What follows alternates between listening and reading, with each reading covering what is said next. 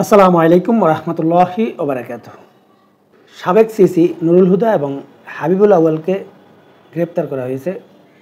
গ্রেপ্তারের আগে নুরুল হুদাকে উত্তম মাধ্যম দিয়ে তার গলায় জুতার মালা পরিয়ে তারপর তাকে পুলিশে দিয়েছে। এমনকি তাকে কিভাবে ডিম নিক্ষেপ করা হলো, মানে একটা সম্মানিত ব্যক্তিকে অসম্মান করার জন্য সর্বোচ্চ পর্যায়ে যা কিছু আছে সব কিছু করা হয়েছে। এখন এই যে ঘটনাটা করলো, বাংলাদেশের আইন অনুযায়ী যারা এই ঘটনাটা করেছে তাদের দৃষ্টান্তমূলক শাস্তি হওয়ার কথা ছিল, কিন্তু বাস্তবিকতে বর্তমান সময়ে সেটা হবে না। কিন্তু এর থেকে আমাদের দুইটা শিক্ষা নেওয়া অত্যন্ত জরুরি এবং দুইটা বিষয়ে শিক্ষা নেওয়ার বিষয় রয়েছে। একটা শিক্ষা হচ্ছে, নুরুল হুদাদের মতো যেই সব সম্মানিত ব্যক্তিরা রয়েছেন, যারা সম্মানিত কোনো দায়িত্ব পালন করবেন, সেই সময় নিজের সম্মান, নিজের মর্যাদা এবং নিজের সক্ষমতা কতটুকু রয়েছে এই সব কিছু বিবেচনা করে কাজ করা উচিত। কোনো নির্দিষ্ট দলের দালালি না করে নিজের যোগ্যতা অনুযায়ী যদি আপনি কাজ করতে না পারেন, তাহলে সেই দায়িত্ব আপনার পালন করা উচিত না। এবং সেটার পরিণতি কি হয় সেটা নুরুল হুদা নিজে তার সম্মান হারিয়ে দেখিয়েছেন, এবং ভবিষ্যতে যারা এইসব দায়িত্বে আসবেন তারা এগুলো থেকে শিক্ষা নিয়ে তাদের দায়িত্ব পালন করা উচিত। আর অন্য একটা শিক্ষা হচ্ছে, এই ঘটনাকে যদি আপনি বিশ্লেষণ করেন তাহলে এটা নিশ্চিত ভবিষ্যতে এই দায়িত্বে যারা আসবে তারা ভালো করুক অথবা মন্দ করুক,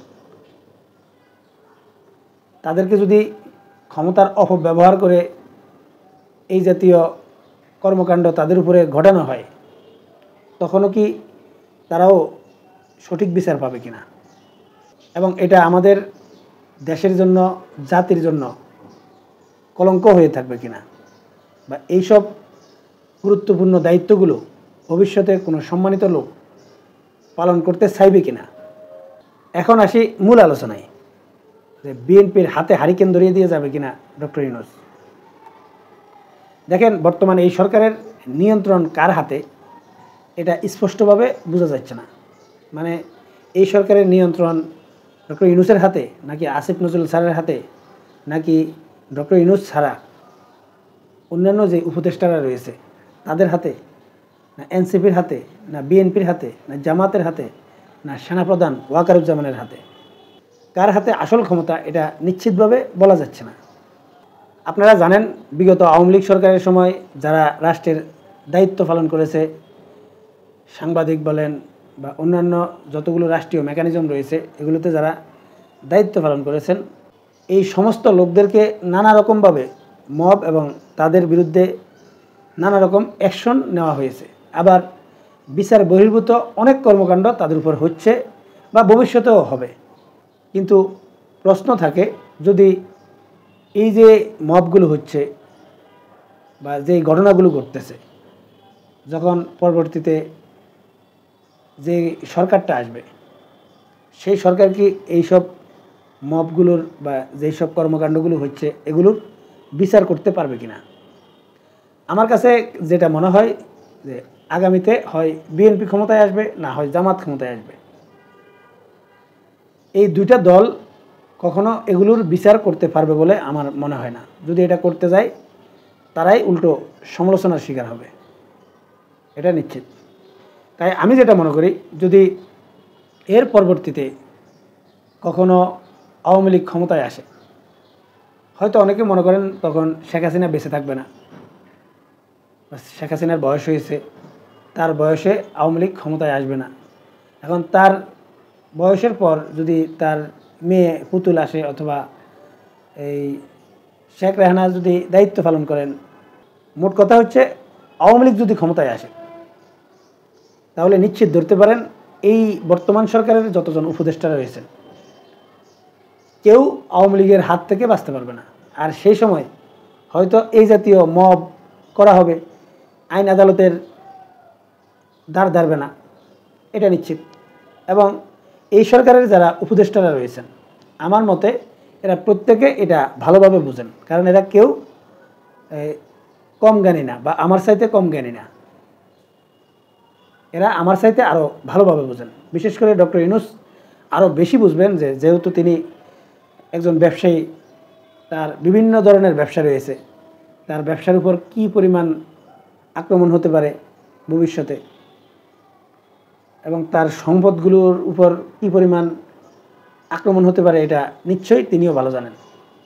তাই আমার যেটা মনে হয়, বিএনপি যেভাবে খুশি হচ্ছে ফেব্রুয়ারি বা এপ্রিলের মধ্যে নির্বাচন দিয়ে দিবে এবং বিএনপি ক্ষমতায় চলে আসবে, তারপর তারা রাষ্ট্র পরিচালনা করবে, এটা হয়তো স্বাভাবিক দৃষ্টিতে এটাই মনে হলেও আমার কেন জানি মনে হয় যে এটা সম্ভব না। বা যারা বর্তমানে উপদেষ্টারা রয়েছেন বা এই সরকারি মেকানিজমগুলোতে যারা রয়েছেন এবং আওয়ামী লীগের শত্রুতে যারা পরিণত হয়েছেন, তারা প্রত্যেকে এই চিন্তাটা করবে যে ভবিষ্যতে আওয়ামী লীগ ক্ষমতায় আসলে বা দ্রুত যদি আওয়ামী লীগ ক্ষমতায় আসতে পারে, তাদের পরিণতি ভয়াবহ হবে। তাই কোনো প্রকার তাদের নিরাপত্তা নিশ্চিত না করে, তাদের ভবিষ্যৎ নিরাপত্তা নিশ্চিত না করে নির্বাচন দিয়ে দিবে এবং সেই নির্বাচনে বিএনপির হাতে ক্ষমতা তুলে দিবে, এটা যদি কেউ খুব সহজে চিন্তা করে, বোকার স্বর্গে বসবাস করছে বলে আমি মনে করি। এই সরকার ততক্ষণ পর্যন্ত নির্বাচন দেবে না যতক্ষণ পর্যন্ত তাদের ভবিষ্যৎ নিরাপত্তার গ্যারান্টি কোনো দল দিতে না পারে। এখন শুধুমাত্র বিএনপি মুখে বলে দিলেই হবে না যে আমরা আপনাদের নিরাপত্তা দেব, সেটা কিভাবে দিবে সেটাও কিন্তু বিএনপি বোঝাতে হবে। এখন আমি যেটা মনে করি, এই বামপন্থীরা কখনো ইসলামিক দলগুলোকে ক্ষমতায় নিয়ে যাবে বা ক্ষমতায় যাওয়ার সুযোগ করে দিবে, এটা যেরকম আমি বিশ্বাস করি না, সেরকম বিএনপিকেও সহজে কোনো কারণ ছাড়া বিএনপির হাতে ক্ষমতা তুলে দিবে সেটাকেও আমি সহজ মনে করছি না। আমার যেটা মনে হয় যে এই যে বর্তমান সরকারের যারা উপদেষ্টারা রয়েছেন, এই উপদেষ্টারা কখন তারা নিশ্চিত হবে যে তাদের ভবিষ্যৎ নিরাপত্তা দিবে বা এর পরবর্তী যে সরকারটা আসবে নির্বাচনের পরে, তারা যে তাদেরকে মূল্যায়ন করবে, এটার গ্যারান্টিটা আসলে কেউ কি দিতে পারবে? কেউ দিতে পারবে না।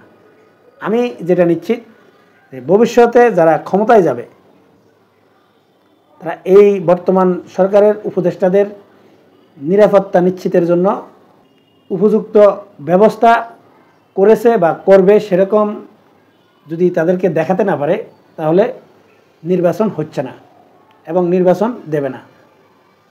এখন সেটা কিভাবে হতে পারে? এটা এভাবেই হতে পারে যে বর্তমান এই সরকারের যারা উপদেষ্টারা রয়েছেন বা এই সরকারে যে ব্যক্তিকে সবাই এতটুকু বিশ্বাস করবে যে উনি যদি এই সরকারের কোনো পার্ট বা কোনো অংশে থাকেন, তাহলে তাদের নিরাপত্তা নিশ্চিত হবে, সেরকম ব্যক্তিকে যদি ভবিষ্যৎ সরকারের গুরুত্বপূর্ণ কোনো জায়গায় রাখা হয়, যেখানে থেকে তিনি সব কিছু আঞ্জাম দিতে পারবেন, সবার নিরাপত্তা নিশ্চিত করতে পারবেন, সেরকম কোনো পরিবেশ না হওয়া পর্যন্ত নির্বাচন হবে না বা কাউকে ক্ষমতা হস্তান্তর করবে না বর্তমান সরকার। এখন এই উপদেষ্টাদের মধ্যে সেই ব্যক্তিটা আসলে কে হতে যাচ্ছে, যাকে সবাই বিশ্বাস করবে যে তাদের নিরাপত্তা সে নিশ্চিত করতে পারবে এবং তিনি ভবিষ্যৎ সরকারে অবশ্যই গুরুত্বপূর্ণ জায়গায় বসতে যাচ্ছেন এবং তার প্রভাব আগামী সরকারে যারা সরকার গঠন করবে তার চাইতেও কম হবে না।